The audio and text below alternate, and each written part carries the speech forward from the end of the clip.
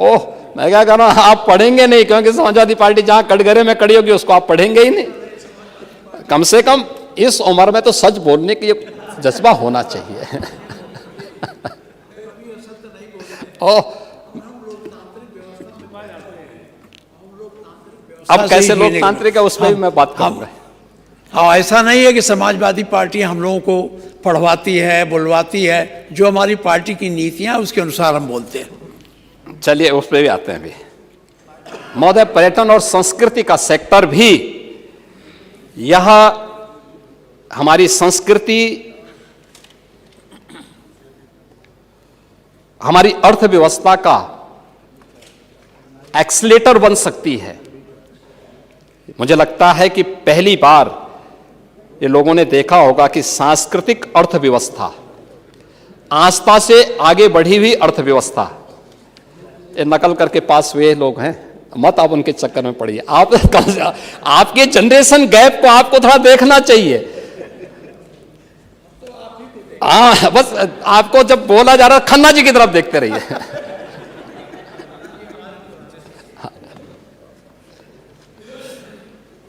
खन्ना जी आपको अब उसमें नहीं बुलाए होंगे, अपने भोज में नहीं बुलाए होंगे। हाँ हाँ, अरे सभी लोग तो उनके यहां गए थे। लेकिन आस्था की अर्थव्यवस्था, ये सांस्कृतिक अर्थव्यवस्था भी इकोनॉमिक ग्रोथ का कारण बन सकती है। काशी विश्वनाथ धाम ने,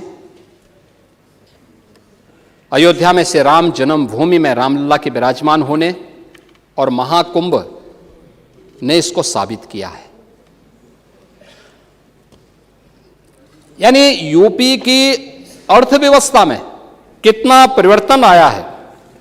2016 में प्रदेश में केवल 21 करोड़ पर्यटक आए थे और 24 में यह बढ़कर के 65 करोड़ हुआ।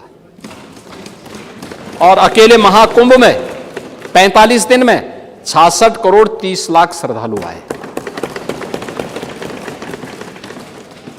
और इसीलिए सरकार ने तय किया है कि जो हमारी सांस्कृतिक अर्थव्यवस्था है, इसको हम उत्तर प्रदेश की आर्थिक व्यवस्था के साथ जोड़ेंगे और इसके लिए धनराशि लगाएंगे।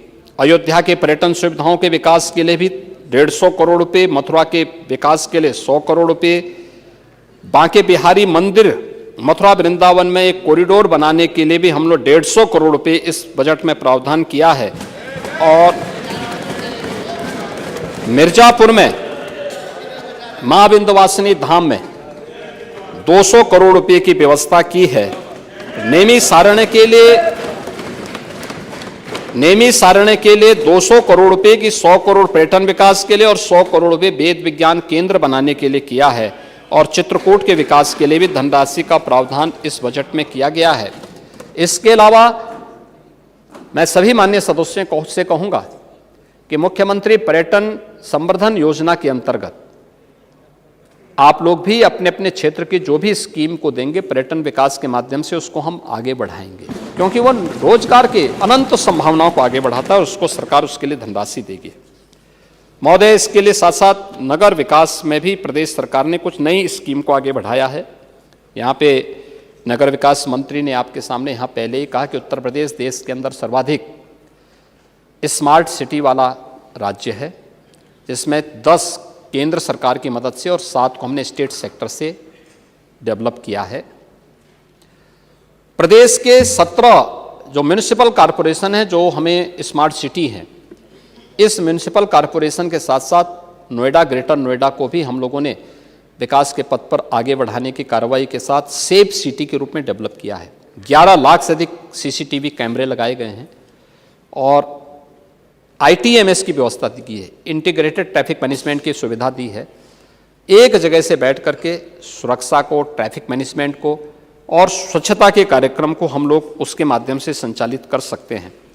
और मुझे बताते हुए प्रसन्नता है कि इस बार हमने प्रदेश के अंदर के अन्य जनपदों के हर जिला मुख्यालय की नगर निकाय को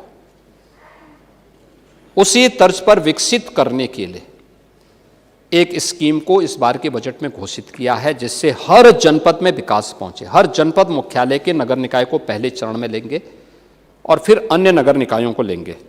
इसके अलावा प्रयागराज के इंफ्रास्ट्रक्चर की तर्ज पर अध्यक्ष जी, मैं आपको बधाई दूंगा कि कानपुर को, मेरठ को और मथुरा वृंदावन को लेने के लिए हमने बजट का प्रावधान किया है कि इनको भी, जैसे प्रयागराज कुंभ के बहाने प्रयागराज का बेहतरीन इंफ्रास्ट्रक्चर तैयार करने में हमें मदद मिली है।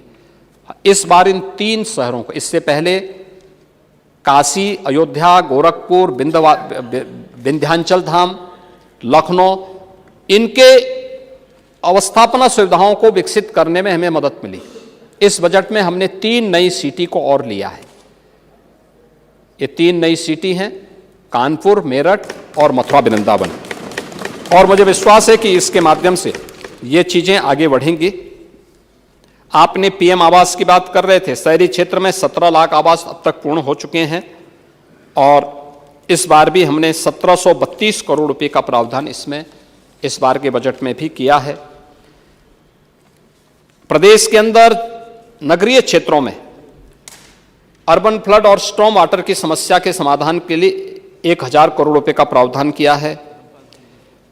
एनसीआर में रैपिड रेल दिल्ली गाजियाबाद के बीच में ये संचालित हो रही है और जून 2025 तक इसका कार्य कंप्लीट हो जाएगा।